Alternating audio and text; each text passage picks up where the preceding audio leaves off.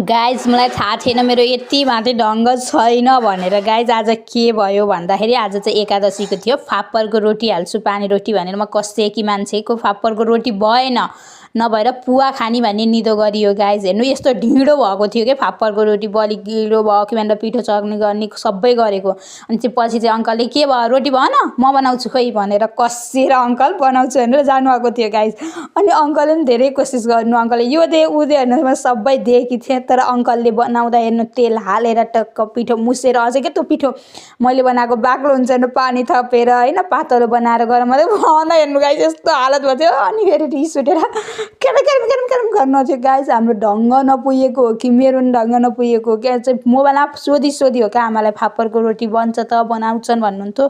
पिठो हामीले चाहिँ फापरको रोटी मात्र थियो है प्योर होइन। अनि चाहिँ के खाने भन्ने निदो थिएन, हाम्रो चाहिँ एकादशी थियो होइन, मेरो चाहिँ व्रत थियो। अनि फेरि हाम्रो चाहिँ फेरि नुन खानु हुन्थेन क्या, त्यही भएर यी ढिँडो आज पछि लास्ट उपाय चाहिँ पुवा खाम भनेर गर्दाखेरि पुवा बनाऊँ भनेर कसेको नि पुवा नि भन ढिँडो भयो क्या। गाइज हेर्नुहोस् कि ढिँडो हाम्रो यस्तो हालत भयो, ढङ्ग नभएका ढङ्गाने नै भइयो होइन।